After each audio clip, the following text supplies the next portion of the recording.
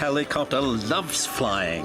Up in the bright blue sky, over the island of Sodor, he looks out for anyone in distress. Sometimes he delivers the mail.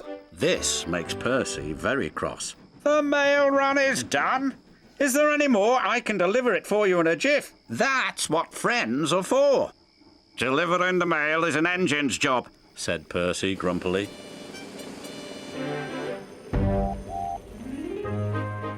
Percy has many jobs, but carrying the mail is his favourite. It makes him feel really useful.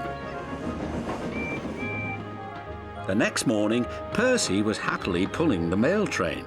Must be on time, he chuffed. But up ahead there was trouble with the signal box. It was broken. The signal engineers did not know how long it would take to fix. Percy had to stop. It's not safe for engines to run without signals, but Percy was very upset. "I'm going to be late," he cried, "and it's not even my fault." The Fat Controller was in his office enjoying his toast and marmalade when he heard the news. "Percy is stuck at a broken signal. Then Harold must take the mail." Poor Percy was still waiting and still upset. The last time he was held up, the mail was given to Harold. "It made me feel like a really useless engine," he sighed. "Well, the mail must arrive on time," said his driver. Just then, they heard a familiar sound coming from above. "Hello," said Harold. "The Fat Controller says you need my help. That's what friends are for." "Oh, no," cried Percy. But the Fat Controller had made up his mind. There was nothing Percy could do. Percy's driver helped load the mail bags into Harold's cargo net. "Maybe we should take the mail bags a few at a time," said his pilot. "They're very heavy." "I'd have to make too many trips. Then I'd be as slow as Percy." And so they loaded all the mail into Harold's net at once. And the engineer continued to work on the signal.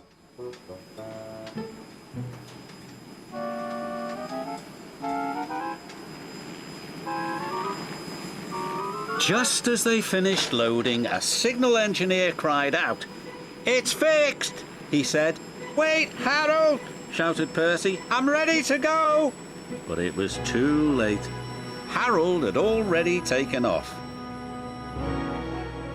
Percy watched the mail disappear. He was upset. But then they all heard a strange sound.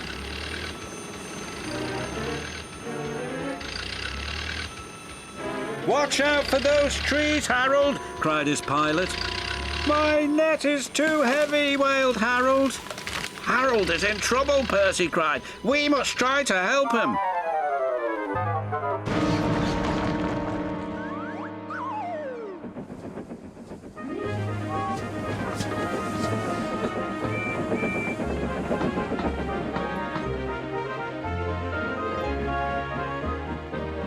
"Are you all right?" called Percy. "Just get someone to pull me out of this haystack," sputtered Harold. And Percy did, as fast as he could.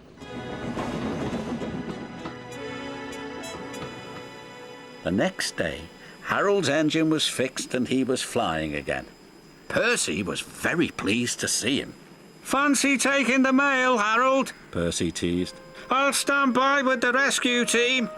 All the engines tooted and Harold hovered so low that only Percy could hear. "Thanks for getting help to pull me out of that haystack, dear chap," he said. "That's all right," said Percy. "That's what friends are for."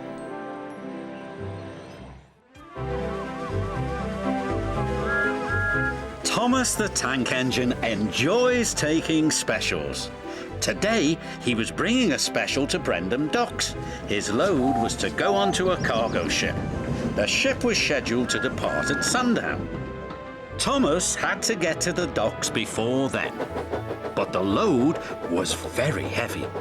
So Thomas puffed as hard as he could. He pulled so hard, he broke his coupling rods. He wasn't going anywhere. Oh dear, Thomas said. I'll be late. His driver saw an old shed near the track. If there's a telephone in there, I could call for help, he said. Hurry, said Thomas, and be careful, it looks a bit spooky.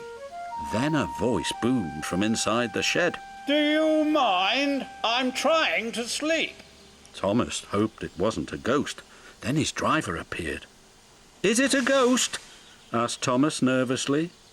It's a surprise, his driver teased.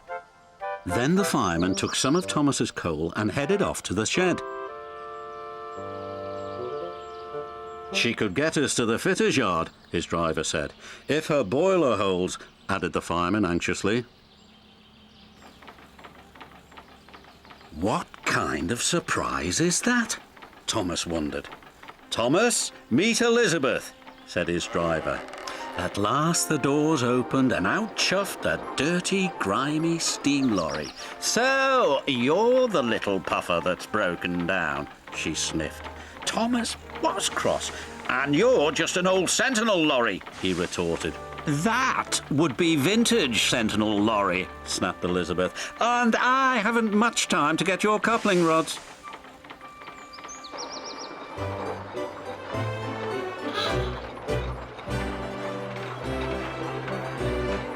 The driver was concerned. Elizabeth was making awful grinding sounds. She's not built for hills, he said anxiously. You're losing steam, he called. Just catching my breath, Elizabeth chuffed.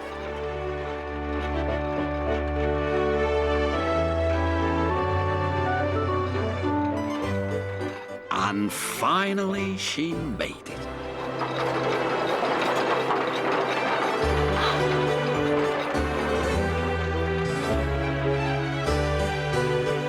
When Elizabeth returned with Thomas's coupling rods, she was pleased with herself. And next time, don't be so careless, she scolded. Thomas thought Elizabeth was the rudest lorry he had ever met, but he was very happy to get his new coupling rods.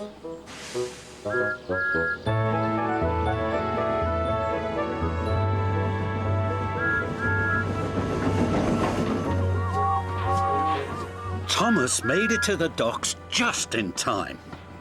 What took you so long? Said the Fat Controller. Thomas told him about his broken coupling rods. He wanted to tell him how rude Elizabeth had been when she rolled up. Oh, it's you, said Elizabeth, looking down at the Fat Controller. Have you learned to drive properly yet? She's for it now, said Thomas to his driver. Elizabeth, said the Fat Controller fondly. My first lorry. I thought you had been lost. They were old friends. It was too much for Thomas. Then Elizabeth told the Fat Controller how she'd been left in the shed for years. The Fat Controller was so pleased Elizabeth had been found, he asked Jem Cole to restore her to her original beauty. And soon Elizabeth had a rich dark colour and gleaming coachworks. You're the grandest lorry in the whole railroad, the Fat Controller said proudly. I know, said Elizabeth even more proudly. And Thomas had to agree. She did look grand.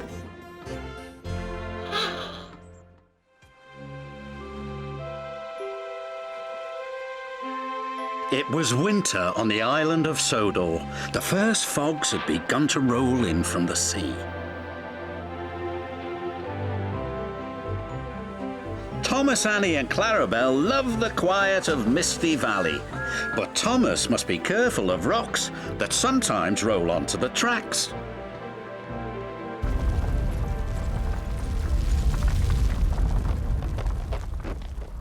Cyril the Fogman has a very important job. He puts detonators on the tracks to warn the engines when there's fog ahead. Oh, shivered Thomas as he ran over the detonator. That made my axles tingle. Cyril's done his job, said his driver. We'd better slow down. There's fog ahead. Thank you, Cyril, said Thomas. That night at the sheds, the Fat Controller had something special to show the engines. It was very large and strange looking. What is it? Asked Percy. It's a new invention, a railway foghorn, said the Fat Controller. It warns you when there's fog ahead, like this.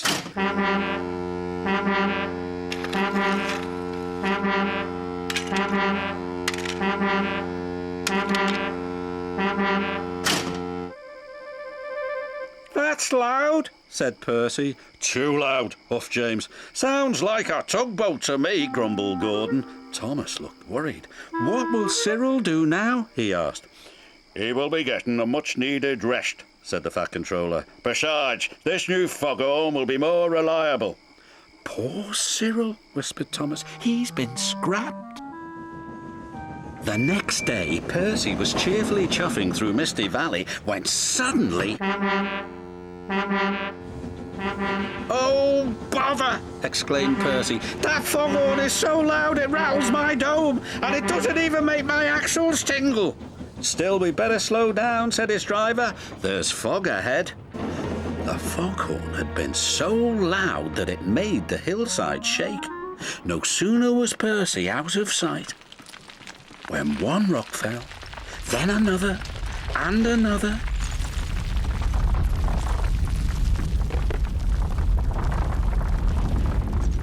Before long, the track was blocked, and the foghorn was crushed. And not far away, Thomas was happily puffing right on time.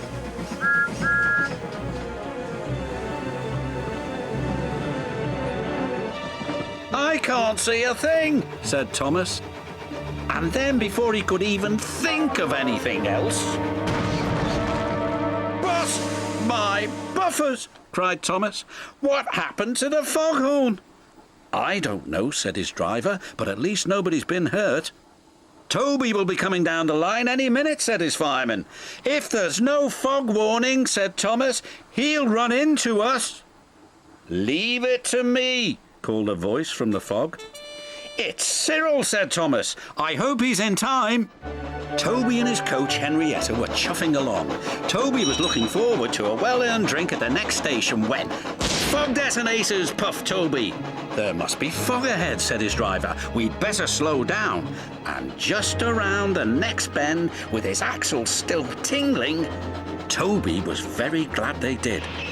Otherwise, they would have crashed into Thomas's wreck. Soon the tracks were cleared and Thomas was back on the rails.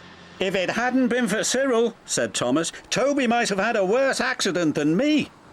Instead of replacing Cyril with the foghorn, said the Fat Controller, we'll replace the foghorn with Cyril. You are clearly more reliable. Thank you, sir, said Cyril. And thank you, said Toby. New inventions are all very well, but they don't make my axles tingle, said Percy. It was a tingly spring morning on the Island of Sodor. Thomas was excited. The Fat Controller had sent him to collect a special from Jenny Packard. Spot on, Thomas, Miss Jenny said. You'd make a mother proud. Thanks, Miss Jenny, he said. Is this my special? Very special, she answered. I'm Jack, the front loader, he whirred proudly. I can load and unload and carry lots of things. I can haul and shunt, boasted Thomas. And I can get you two chatterboxes off to the quarry, laughed Miss Jenny.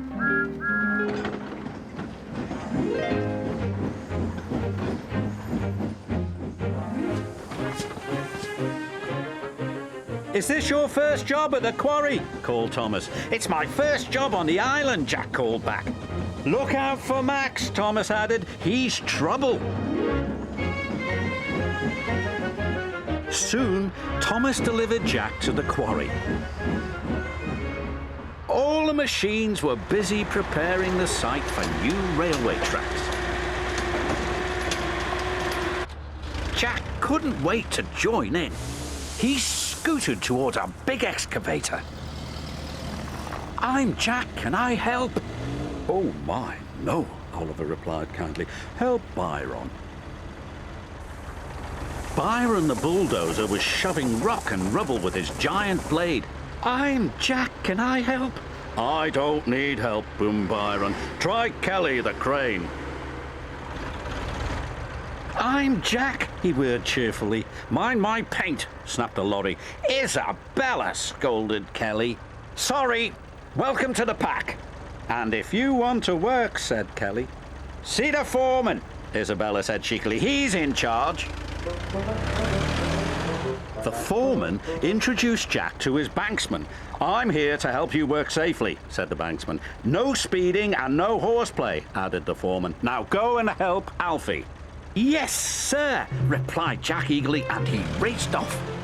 "Remember," called the banksman, "safety first." Alfie is an excavator. He makes the hardest job seem like play.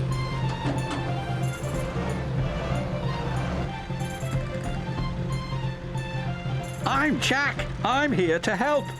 More help means more dirt means more fun. "I'm Alfie."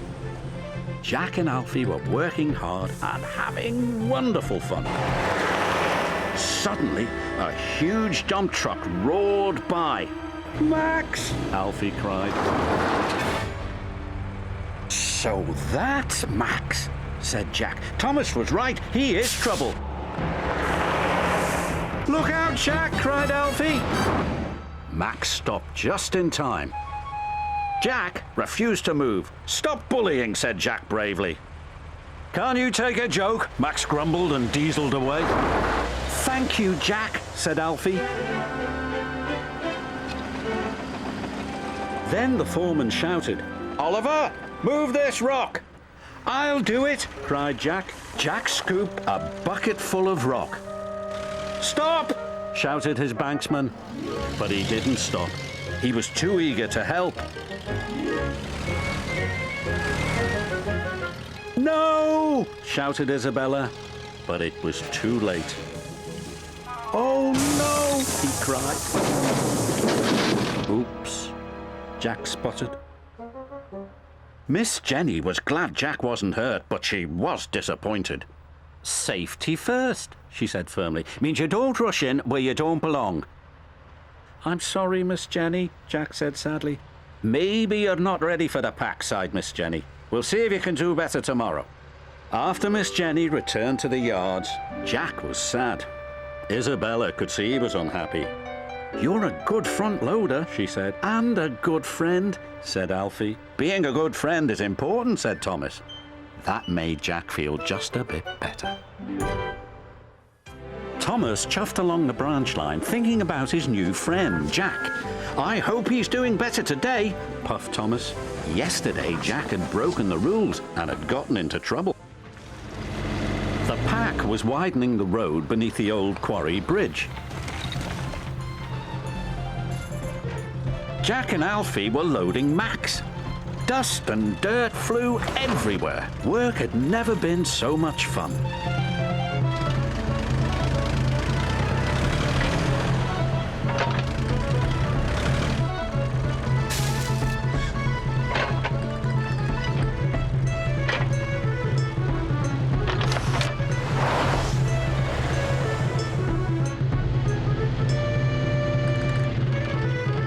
Jack felt very proud. He'd worked hard, been very good, and followed all the rules. But he was still worried Miss Jenny wouldn't let him stay.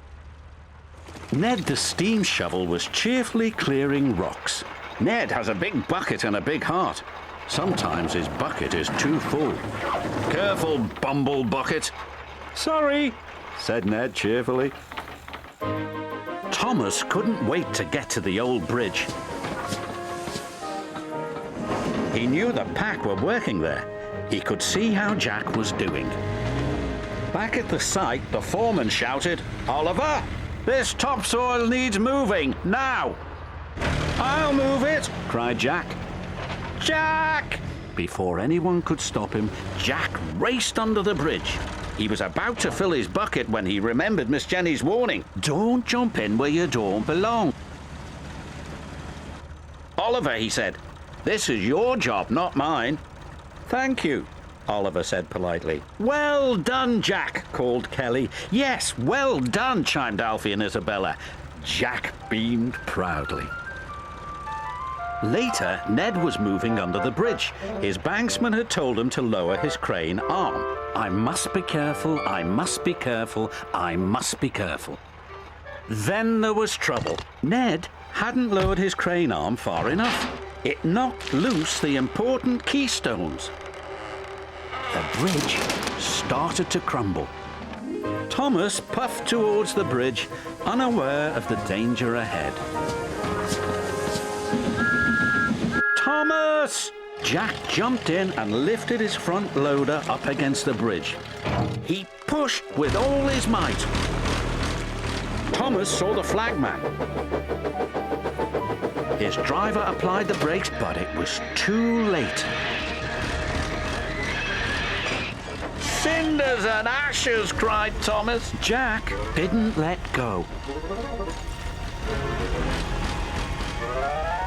Finally, Thomas's driver backed Thomas to safety. Hold on, Jack, called Kelly, and he rushed to help. Jack couldn't hold the bridge any longer.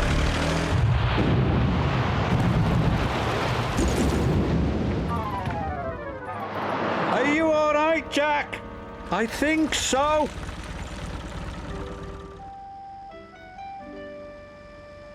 Thomas brought Jack back to the yard. Jack was afraid Miss Jenny would be cross with him. After all, he had jumped in and damaged his arms.